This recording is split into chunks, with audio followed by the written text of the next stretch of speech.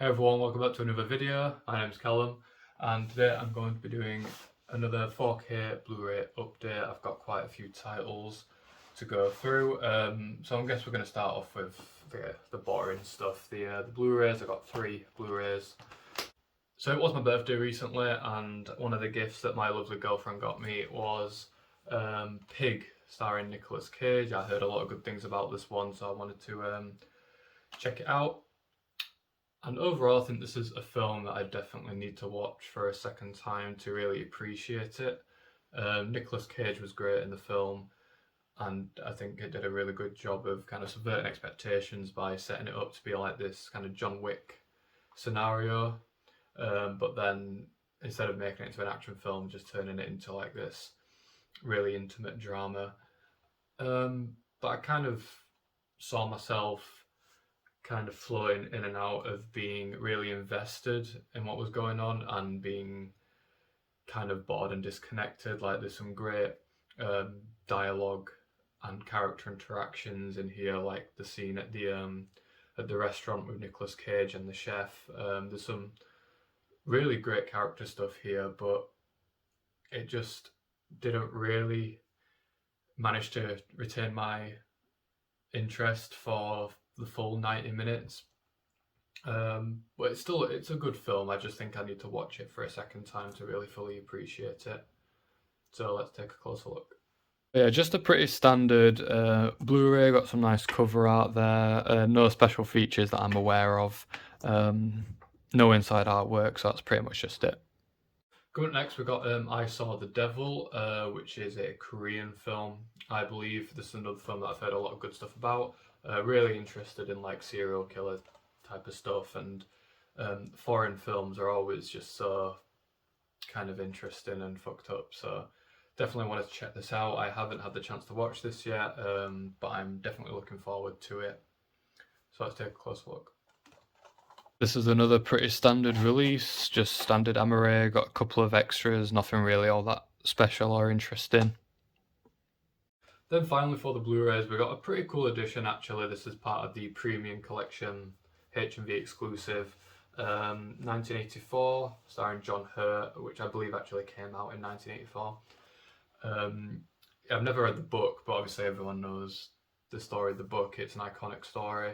I'm just not much of a reader, but I wanted to watch the film, and overall I thought this was a really good film. You know, John Hurt's great in the film. It's photographed by Roger Deakins, and you know the cinematography and the sets and the color grade and everything. It just looks great, and it is something that kind of feels strangely relevant today. Like the whole plot of like Big Brother kind of watching your every move and stuff like that. I guess the only issue I really had with it was just the relationship and the romance just didn't feel quite as developed as maybe it should have.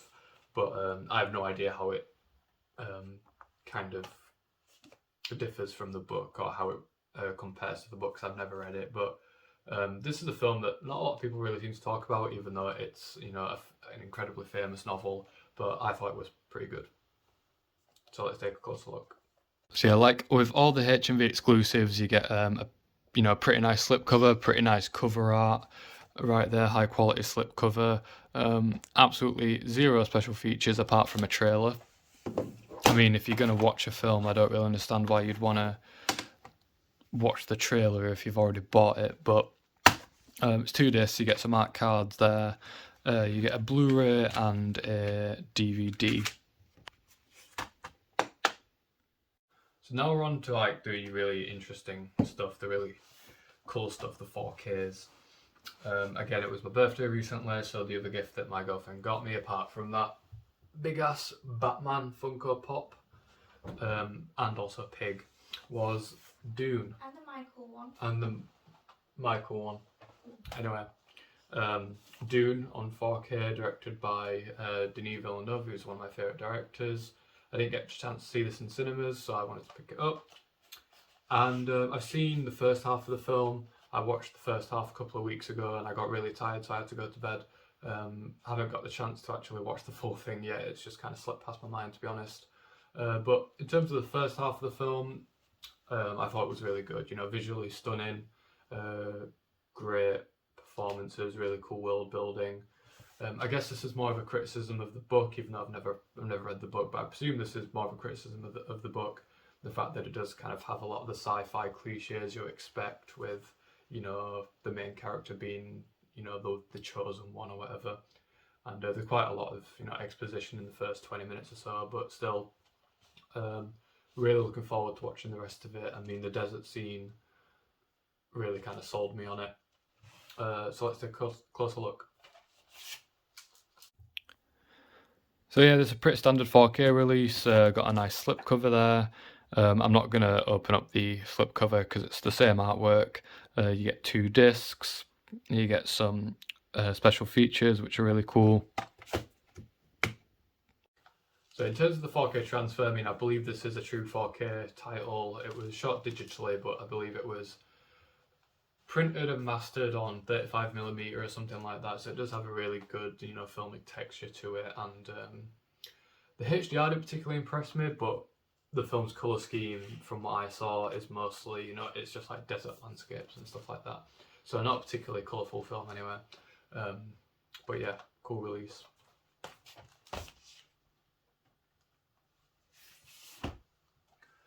Next up, we've got another new release. I think this came out around about a week ago.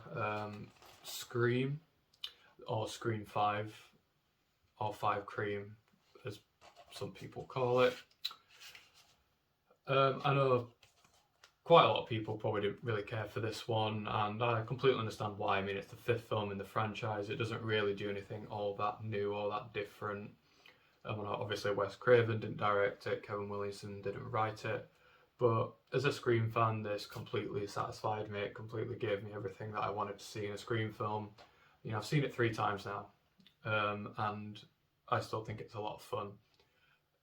I think it makes itself feel relevant and new by kind of having the social commentary on toxic fandom and talking about modern horror, and kind of weaving that into the killer's motivations and the story. There's some sharp writing here, definitely. To me, it didn't feel like just a remake of the other 4 films, you know. It felt like its own thing.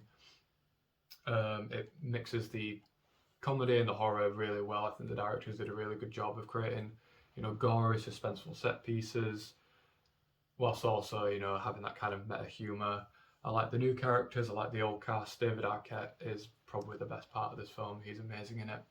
So yeah, as a Scream fan, I don't really have any major complaints. They could have taken the 3rd act reveal a little bit further, but I still thought the reveal and the motivations were quite clever and silly. But, you know, there's never a good reason to kill anyone, so the motivations in Scream films, usually I don't really care what they are, because there should never be a good reason to kill anyone. So let's take a closer look. You got this nice kind of glossy slipcover. This artwork, I think, is absolutely fucking hideous. I don't know who approved this or who did it, but they honestly should be fired, because this is just atrocious artwork. But I was not willing to fork out the money to get the steelbook. But yeah, so you get some nice special features here, some decent special features.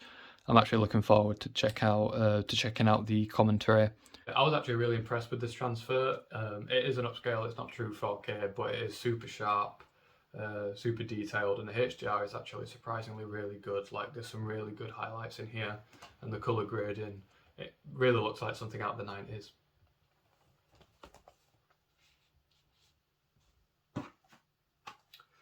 Coming up next, we got an older film, a classic film, Don't Look Now. I didn't even know this had a 4K transfer. I got introduced to this film quite recently because my editing lecturer at university always talks about this film.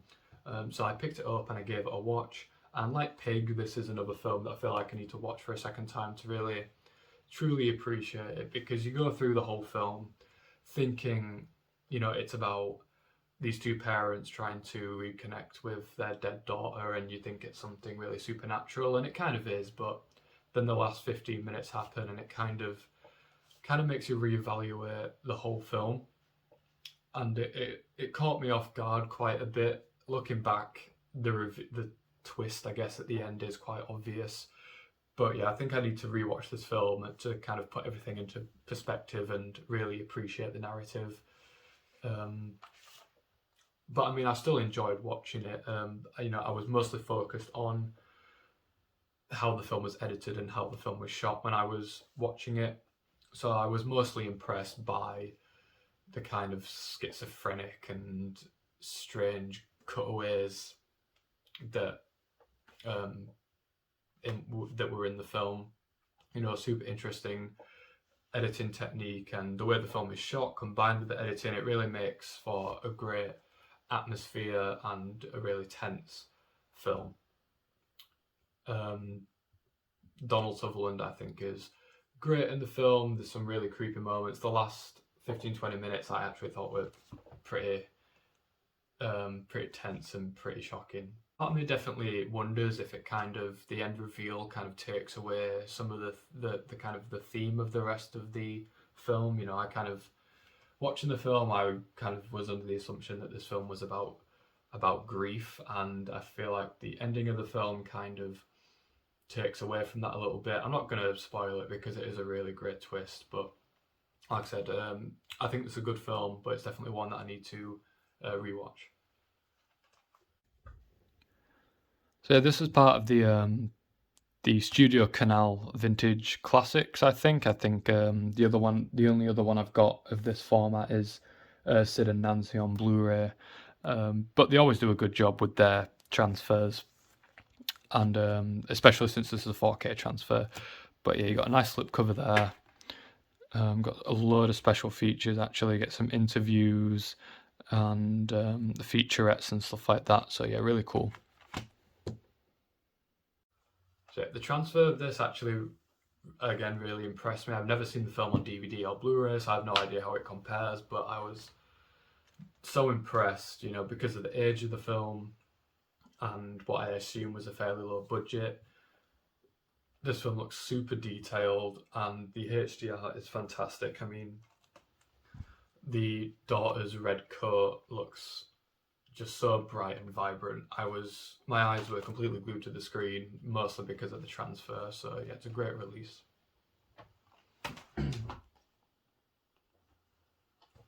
Then finally we have the really big one, the one that I've been waiting for a while. I didn't pre-order it. I kind of just went into HMV hoping, praying to God that they weren't sold out.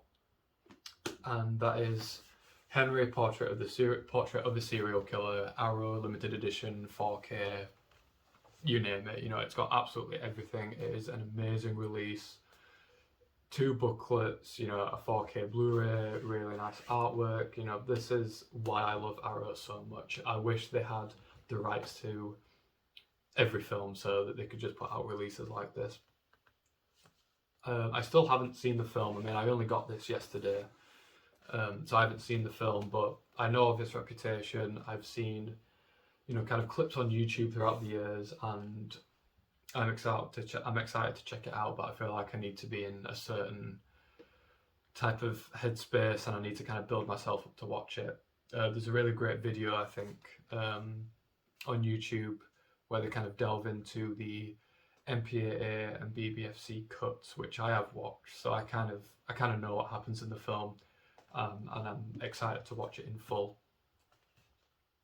So let's have a closer look. So yeah, this is the big one. Going to be kind of difficult to do with one hand, but you get this really nice box artwork. I kind of picked up a damaged one, unfortunately. I'm somewhat pissed off about that, but it's fine, I'll live. No. So the first thing we got here is the original storyboards, which, I've tried not to look through because I want to actually watch the film, but these storyboards look really detailed. They look really kind of comic strippy. So yeah, it's really cool that we get these storyboards.